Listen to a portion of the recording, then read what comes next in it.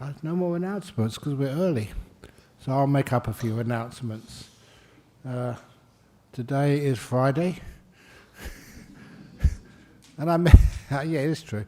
I mentioned that because when I first came here, about 39 years ago, that there was a gentleman who had an epileptic fit outside our temple. And so I called the ambulance and the man came up. So the ambulance came, and one of the first things I asked him is what day of the week it is. I thought that's a really strange question to ask. Are you going to ask him how he is or how he feels? But I found out that that was common practice amongst first responders, because if he didn't know what the day of the week was, they thought he was actually not in his right mind. And so he didn't know what day of the week it was. So they put him in the ambulance and took him to the hospital. And afterwards I felt I was so lucky they never asked me, because I didn't know what the day of the week was. I could have ended up in hospital. Because as a monk, you don't live in the same world. You don't just watch the news and know exactly this is Sunday or Monday or Tuesday or Wednesday. You're not looking forward to your favourite show on the TV. So because you do live in a different world, really, that sometimes you've got to be very careful. So from that time on, I tried to make a decision. I must always remember what the day of the week is.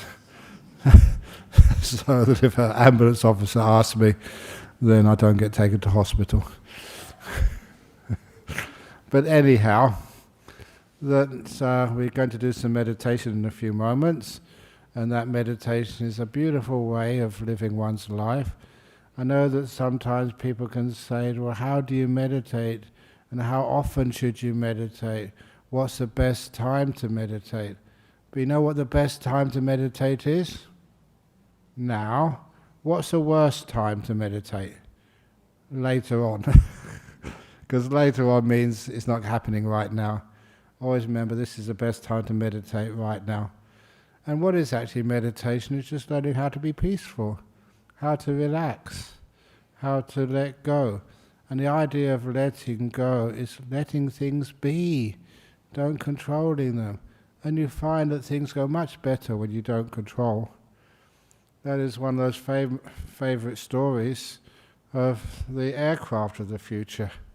I'm sure many of you have heard that before. The aircraft of the future, they said, will only have two people in the cockpit, actually two beings in the cockpit. One will be the pilot, and the other one will be the dog. There's only two beings allowed in the cockpit of the aircraft. And the job of the pilot, the only job of the pilot, is to feed the dog. Nothing else, just to feed the dog. And the job of the dog is to bite the pilot if he touches anything, because the safest way of air travel is to make it automatic. Human beings always make mistakes, or they get depressed, or they get fed up, or whatever, and that's when we have many accidents. But when it's all automatic, it's apparently much safer. But people always want to have somebody in the cockpit because it makes them feel safer, so that's why you have to have a person there and the dog, and that's all. So I like that idea, because that's like in meditation as well. If I could put a dog in your brain to stop you doing things, and every time you complained or did something, bite you just gently, then I think there would be many better meditators in our society. But anyway, over here I do. Is it on? No, they're just lifting up the camera. Am I too high or too low? Shall I lift myself up? I'll move to the left, move to the right. Have you got me centered?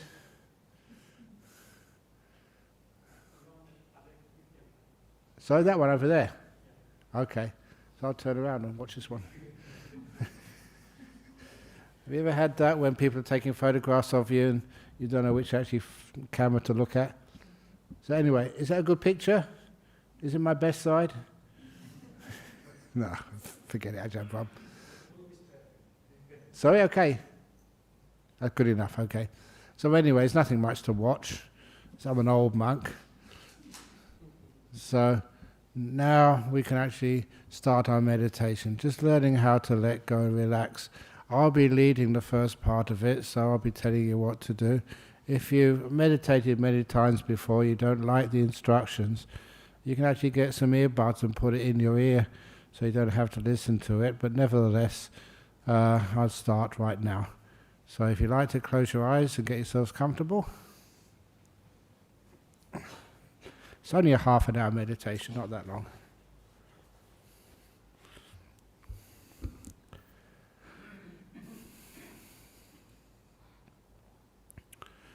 And with your eyes closed, you do notice that you have more space in your brain to actually feel your body. When the eyes are open, the eyes get pulled to so many visual distractions. And when the eyes are closed, it's like one very busy part of your life, the sight consciousness, is just slowed down for a while, even turned off. And you can actually feel things much better. So now your eyes have been closed down. Now you feel your body. How do you experience it right now? And the usual way in Buddhist meditation is we start with noticing our lowest part of our body, our feet. How are your feet now? I got my feet cross-legged on a cushion. You may be on a chair, it doesn't really matter. But do you need to push your feet apart or push them out, tuck them more under the chair? What is the most comfortable position for them?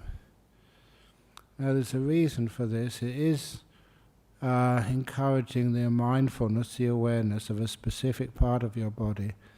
But it's also showing kindness. You're caring for your feet.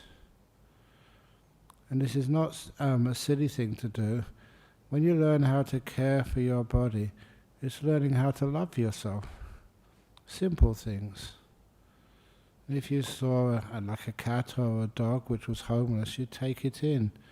If it's a dear like mother or father of yours and they need some help, you give them a hug or something.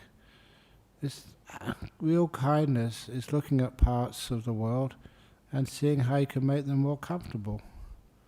So now you're doing that to your own feet. My right foot is just a bit too tight under the knee. So I'm just moved it out and it feels better. And it's also when you are kind to your body, I'm not quite sure how this works, but I've been doing this for such a long time, I know it does work. It's like the body says thank you to you. You care for me, and they really appreciate that. And then you go up from your feet to the calves, to your lower legs.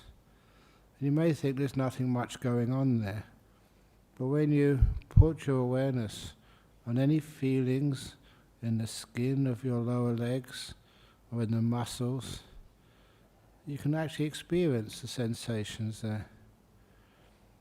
And after a while you learn how to ease and relax those sensations. So that's what I'm doing now. I'm relaxing my calves. People say, surely that can't be done. But it is done. I'm not just pulling or stretching or harming them at all. Just making sure they're nice and comfortable and at ease. And I do the same thing to my knees. I can feel the knees. Not with my hands, but just with my awareness. And I can feel the special sensation. It's hard to describe, but nevertheless, the knees are comfortable. But I'm not going to stop there. I'm going to make them more comfortable by inviting them to relax. Just like I can't control you, but when I tell you just to relax in your seats, relax on your cushions, then you do that. It's the same with my knees. I tell it to relax, and tightnesses tend to be eased off. And once I think my knees are nice and comfortable, I go past them and go to my thighs. They're quite big bunches of muscles there. And there must be some sort of tiredness in there somewhere. So I explore the feelings, sensations in my thighs, and when I see something which I can improve, I just focus on it and relax it. Sometimes you imagine these muscles have been pulled, they've been stretched, and I can feel them. I imagine taking the tension off both ends of those muscles. So nothing is being pulled, and the muscles just loosen off. And I also notice that when I do this, I can loosen the muscles in my body. No tightness, no tension at all. It gets what I've called resilience. Well, resilience means like a guitar string which is loose. Something falls on it and it doesn't make any noise. If that guitar string is really tight, it's under tension, under stress, of course the weight, whatever hits it, could break the string, but at least it makes a noise. Bing! And this is one of the reasons why when you know how to relax the body, that you don't even bruise so much. Things don't break. All those anecdotes of little kids falling out of balconies, and they don't hurt at all. They don't break bones. But adults do because they tense up. So I learn how to detense, to relax all those muscles. And then I get up to my butt, my buttocks. And when you're meditating, that can be a very sore part of the body if you sit for long periods of time. So I've learned how to look at those muscles of my buttocks and relax them to the max. So they're comfortable. I'm sitting on a cushion that's nicely positioned, so I know that my bottom part of my body is well positioned for meditation. And then I go up from the buttocks up to the waist.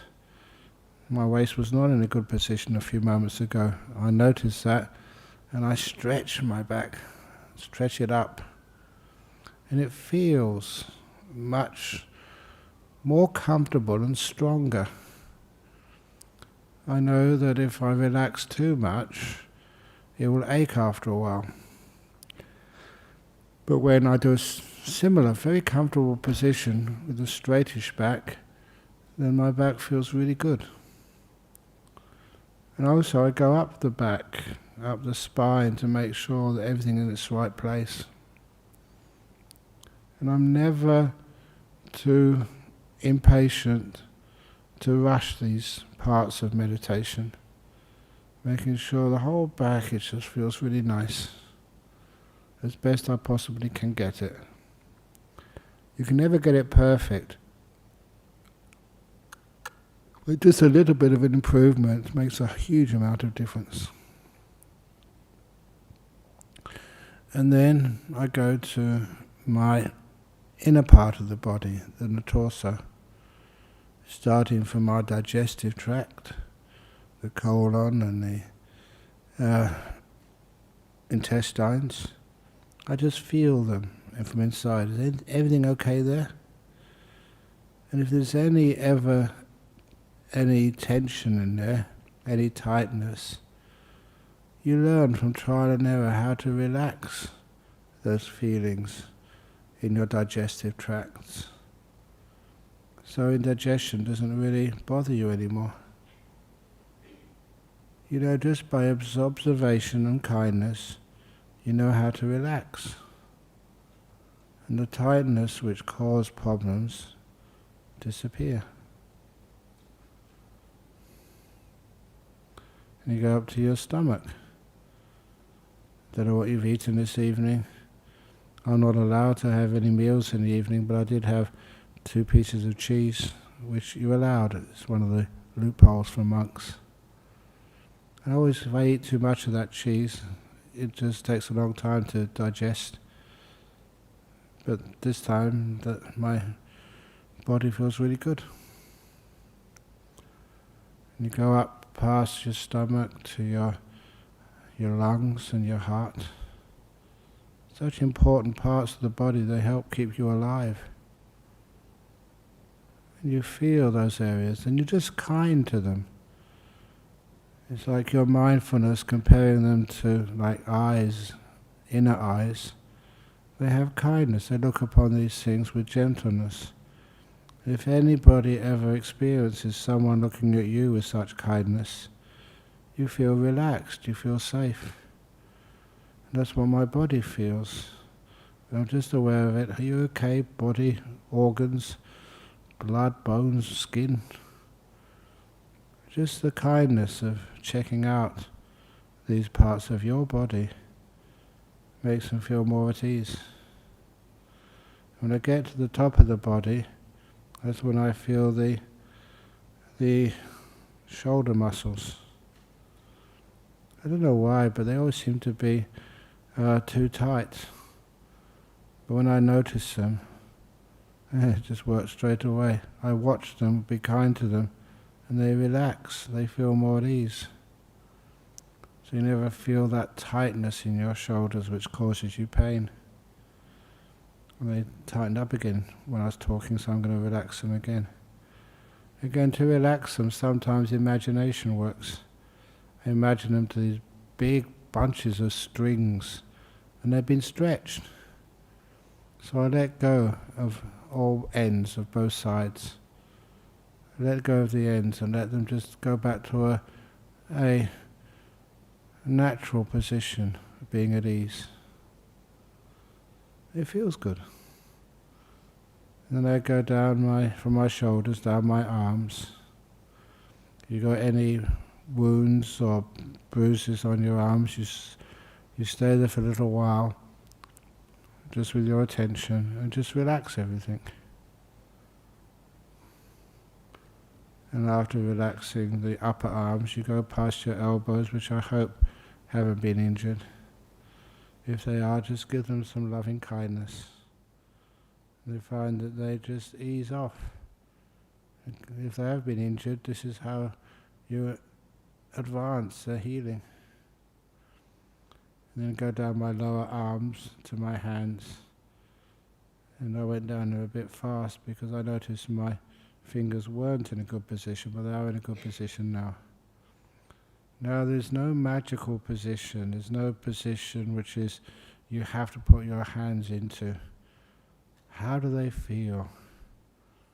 What is the best position for you tonight? It may be totally different from yesterday, totally different than anything you've seen in any book, but you feel it and it's right for you. So follow that. My hands are now comfortable, so I leave my hands now and go back up to my shoulders and my neck.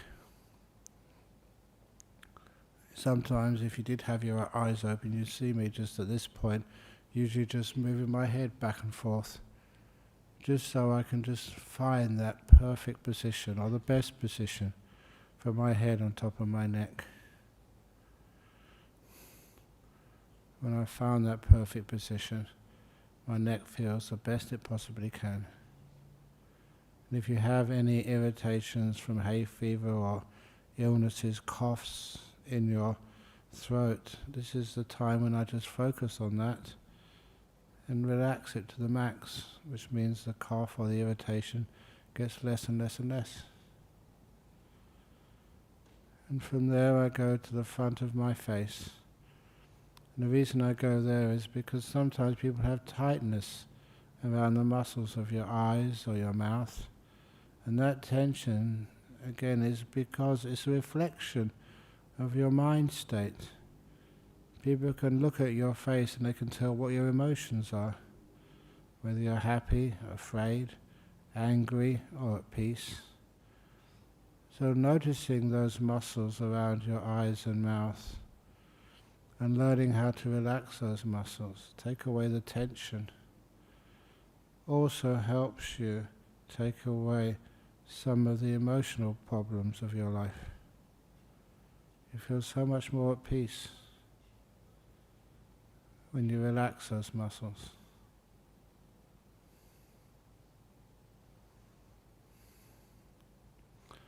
The tightness in those muscles is like a counterpart to the emotions which create them. So it's a good way of relaxing. It's one of the reasons why that little method, if you are feeling down, depressed, look in the mirror and smile at yourself. See yourself smile, give yourself that little bit of happiness. And that can break depressions. And once my face is relaxed, I've just gone through most of my body. And now I just look at it all connected up together, not separated, but this one body which bears my name. It's really fully relaxed. As relaxed as I possibly can get it. But I may have missed something, and if I do, I just go to that part of the body and give it so much kindness and attention. I care for your body. I truly do. And things relax, become more peaceful. And I encourage this with everybody. Some people might not be able to do it. But as you're relaxing, see if you can notice what I call the delight of a relaxed body. It's the pleasure part of relaxation. And my body feels so at ease, that delight comes up pretty quickly. And when I do feel the delight of a relaxed body, the relaxation goes deeper. Body feels really at ease. And when it does, I know that I can now sort of let go of it. It's nice seeing the body disappear. And this is how I usually do it. And from that body, and I go to the mind. And what I found to be the most useful is to ask myself, how peaceful am I right now? And I found it helpful for other people because people like judging things with numbers. So if you're very agitated, restless, give it a number 10. If you're peaceful, give it like 5 or 6. Really peaceful, even 1. How peaceful are you now? Be honest with those numbers because no one else knows what you're saying to yourself. Only you. So it doesn't make any sense to lie to yourself. And once you know how peaceful you are, ask the question, how does that peace get more still? How do you go closer to 1? And as you are at this stage of the meditation, you learn so much insight into what stirs up your mind and what makes it peaceful. And there's a couple of simple tricks to get more peaceful. One is like being in the present moment. All your past, I know what you've done, where you come from, who you are. That's not who you are. That's who you were. Don't be a prisoner of your past, thinking that you are in jail because of what you did in the past. That's gone. So be kind to your past, let it go, and it's very easy to let it go and it disappears. And as for your future, that should be even easier to let go of. Your future is uncertain. No one knows what's going to happen. I've been alive long enough to see people that are supposed to have been dead years ago, they're still alive. Supposed to have incurable cancers and it disappears. Sometimes even the doctors don't know why. But who wonders about why they got their life back? So the future is totally uncertain. So not worth thinking about.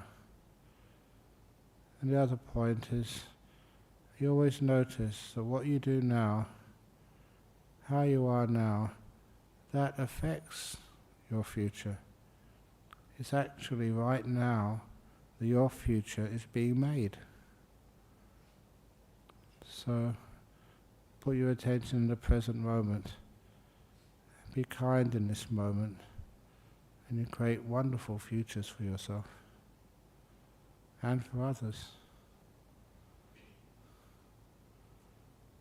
And hopefully you can feel that level of peace going down, down, down, closer to one in this moment. Little by little, that obsession, dwelling in the past or worrying about the future, is eased and loosened off and become free of the past and future. So you're in this moment. This moment is a much better place to be. It's a place of wisdom.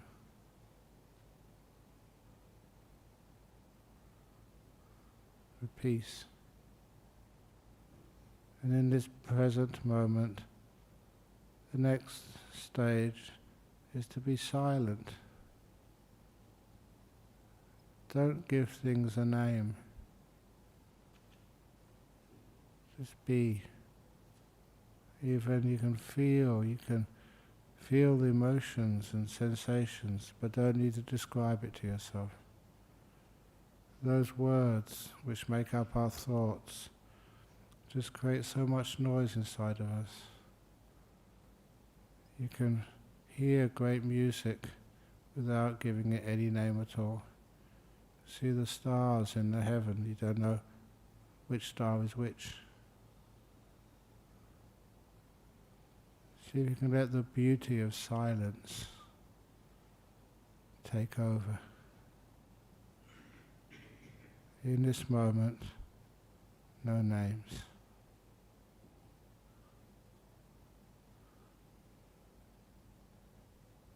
And don't ever have the thought, what should I do next?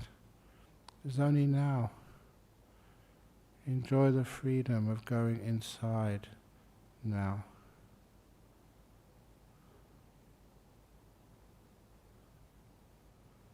Here nobody judges you, puts you in a prison. Right now you're totally free. When you want something, you're in jail.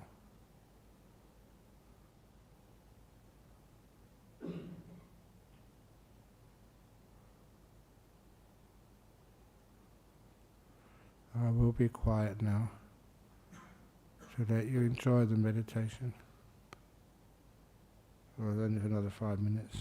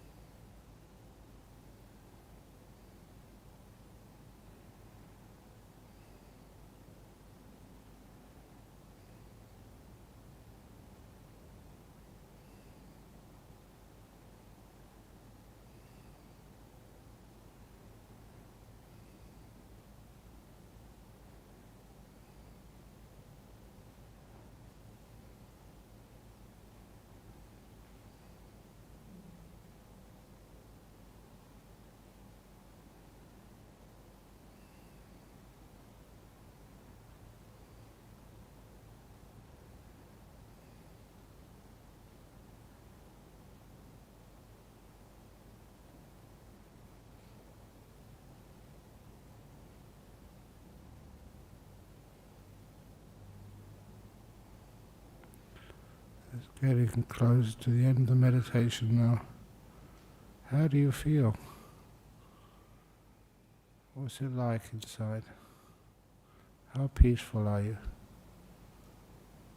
What does peace feel like?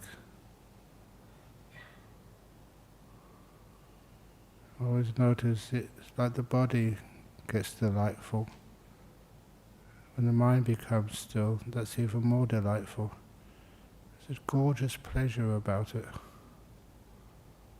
Many types of pleasure in this world, and this is one of the best.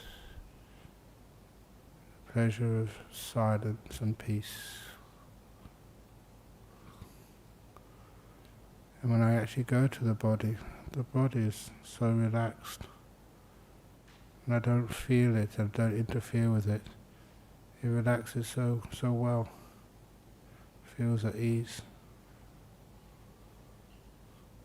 It's one of the reasons why, just honestly, I don't like coming out of meditation after just half an hour. But anyway, that's what I promise, so I keep it.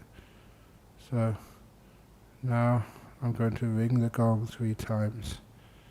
When the gong finishes sounding for that 3rd time, that's a signal to come out of the meditation.